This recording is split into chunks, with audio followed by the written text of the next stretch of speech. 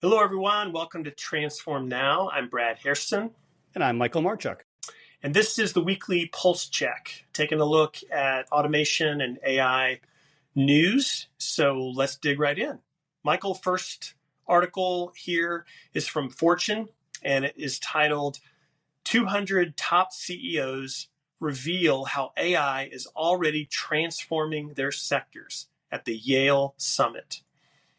Now, this was a kind of a composite of stories and anecdotes from the various CEOs that spoke at this event held at Yale, and I thought it was really interesting. A lot of cool stories. You know, to me, it was a reminder that every company is an AI company. I think we say that all the time, but this article really drives that home. So, what did you think just about the stories? You know, what kind of caught your attention, if you will, as you read through those?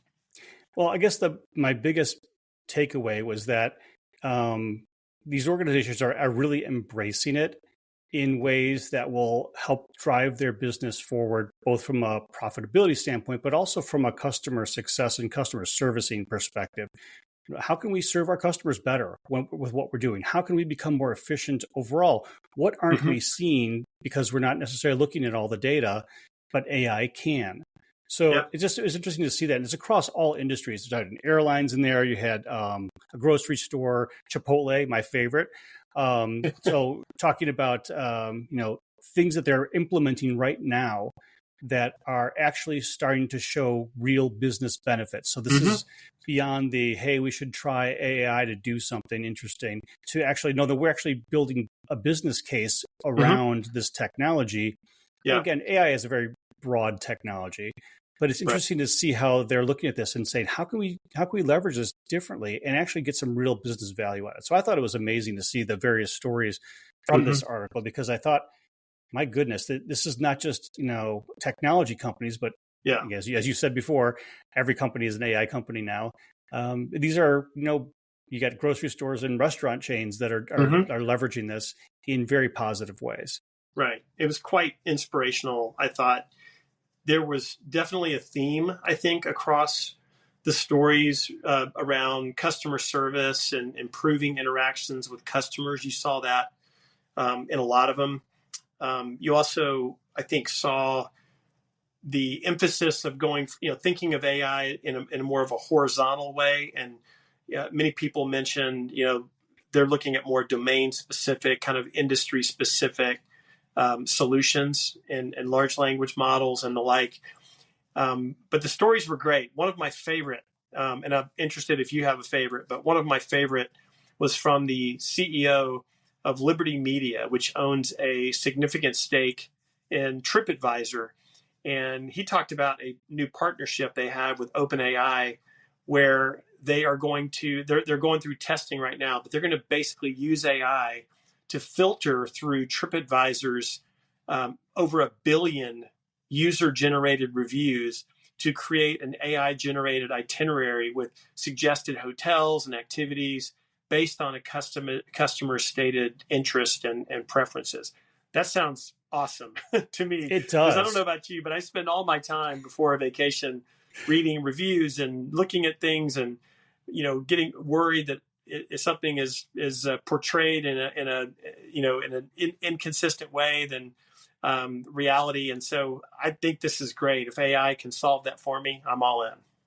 Well, I guess my most fascinating story, I guess, from my perspective, is when I read about Coca-Cola and their CEO. Yeah. And they actually put it in a really interesting way, in that, they said basically AI can be used in 3 different ways. One is the most obvious is internal efficiencies. How can we be more efficient using AI internally to the company? Which is like, well, that makes a lot of sense.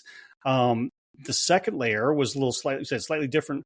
Just how can we use our sales data and our partner data to be more effective at moving our product and moving the products that people want to the locations where they want them. So how do we look at the market and how do we approach that in a way? But the third I thought was the most interesting, is how do we leverage AI and Coca-Cola brand assets to allow people to create images, meaning people, meaning I guess anybody, should create imagery for billboards or for other product stuff, basically extending their brand. Yeah. So that's what I thought was very interesting about that. Yeah, absolutely. And so you mentioned data quite a bit there. I know you're a data guy. That's a really good segue to our next article. It comes from The Conversation, and it's titled, "Can I Take Your Order and Your Data? The Hidden Reason Retailers Are Replacing Staff with AI Bots." So this one talks a lot about the fact that not only can AI accomplish things, faster and maybe with better quality, but you also have this opportunity through AI to gather information, right? To make things more personalized for the end customer. But think of all the data it can capture about the customer, about the situation, about what they're looking at or evaluating, or how they change their order if it's at a fast food place. So what do you think about this? Have you ever thought about this whole data aspect with regard to AI agents? Yeah, I have, in a couple different ways. So let's just take the one you kind of mentioned before about, having, especially with the name of the article, can I take your order? And I know several companies have gone to like AI drive-through agents to help support that, that kind of interaction with people. And I think of this in a way that take it to a smaller scale. If you walked into, think of like Cheers, the bar, the series. You walk in and everybody knows your name, right? And you walk up to the bar and say, "I'll have my usual," right? There's an implicit understanding that, well, the bartender knows you, understands who you are, knows your preferences, and gets you the right drink because you're a usual. They understand you, they know you, right? Right. And I think that's where we're coming to from maybe somewhat more creepy way, but doing it in scale with AI, where AI can recognize you and be able to present you with the things that you'd be looking for or be interested in just based on your past experiences. Now, again, this kind of goes to that, go back to movies and whatnot, the Minority Report, where Tom Cruise walked in with someone else's eyes into a store and it scanned his eyes and presented them with, "Thank you for your last purchase of X, X, and X." Right. And obviously he didn't buy that, but the idea was they used that data then to present additional things, knowing that past history or purchase history of based on that data they had. So this goes back to our first discussion about data and understanding, well, what happens if you get the data wrong? Are you presenting the wrong stuff? Or what happens with purchase histories, perhaps, that you don't necessarily want? Like, hey, yes, last time I did order this Chipotle bowl when I walked up, but I don't want that one this time. Right. I feel like having something different now. So just because I did this before or had it before doesn't mean I want to do it every single time. So that could be something that, working that through in terms of a good customer service. It may look different each time. And I think that's going to be something that that retailers and others using this are going to struggle with. But it is a way that gives them a new way of interacting with their customers. Yeah, absolutely. So our third article comes from Yahoo Finance, and it's titled, "AI is Replacing Human Tasks Faster Than You Think." So the thrust of this, I think, is, and I'll just read one stat that it talks about, nearly half, 46% of large U.S. firms plan to use AI within the next year to automate tasks previously done by employees, according to a survey of finance chiefs released Thursday. So what are your thoughts on this? I have a couple of thoughts about how this really brings back up the role of digital workers. That's one thing that sticks in my head, but let me start with you. What are your thoughts on this article? So, I mean, they mentioned a bunch of different stats and a bunch of different things. So the CFO survey is actually a good thing in my mind, because you're not asking the CIO, for example, to look at from an IT perspective. You're looking at it from a financial perspective. Like, how are we going to be more efficient? How are we going to look at increasing the top line, reducing the bottom line, reducing the expenses so the bottom line is bigger? So I don't want to actually reduce the bottom line. I want to increase the bottom line and the top line. Right.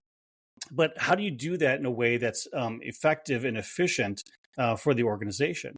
And, statistics can be cold, hard facts for sure. People are saying these type of things. But the reality is, if you take them at a whole, you may lose some of the granularity of some of the reasons why they're doing these things, because oftentimes every company is slightly different in their approach to how they service their market. So even if you take insurance companies in the same market space, they all do things slightly different and they approach their market slightly differently. So AI for one company may provide substantial benefit or value for the customers in that group, whereas another one, it may not produce as strong of a value because of the way the processes were already in place for that particular company and the way they service their customers. So while adding AI and building a different kind of relationship with your customer because through technology could be a good thing, the whole concept of replacing people may be a little bit overstated because it's replacing human tasks, which is something that we've been familiar with from a robotic process automation standpoint for quite a while. We are taking the tasks that people actually don't want to do or couldn't do. So again, we'll throw the data thread back in here again. Those reviews, those 100 bazillion reviews that TripAdvisor has, people are not necessarily going to want to have to go through all those things to evaluate and scrub them and validate them and such, but AI can, right? So taking technology and applying it in a different way can actually provide some really good value in a way that people just wouldn't do because it's too much of it. So adding AI could be a really good thing. What are your takes on this? Yeah, I mean, again, to me, it highlights the importance of giving the AI arms and legs.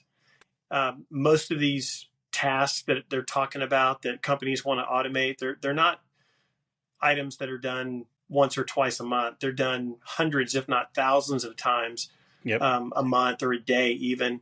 And AI in and of itself cannot just walk over and start solving that. You've got to have the machinery. You've got to have the conduit or the arms and legs that are going to put it into motion. So agreed. To me, RPA in its base form even is more important than ever. I'm throwing a rock at those people that keep saying that RPA is dead because of AI. They're making a huge leap to embrace AI and think that it can just magically solve all these problems. History has not shown that to be the case, right? Unless you connect it with something that can really do it at scale and also put the right guardrails and things around it. And I haven't even mentioned that yet, but this again brings forward the whole idea of, how do you mitigate the privacy concerns, the data accuracy concerns, the data complexity issues. There's a lot of inherent challenges with Gen AI, and digital labor can mitigate those things and also allow companies to take advantage of it at scale and do it in a very efficient way, as well as bring human in the loop into it where needed, which we know that's going to be very important here in the early days. I agree. I agree. So really interesting article. I think all three of these were an interesting kind of perspective on what's going on in society today. And that's all the time we have for our Pulse Check. Remember, we publish 2 podcasts a week. One is the Pulse Check. The other one is involving a very, very awesome guest. It's a customer, a partner, an author, an analyst. We have all types of guests on.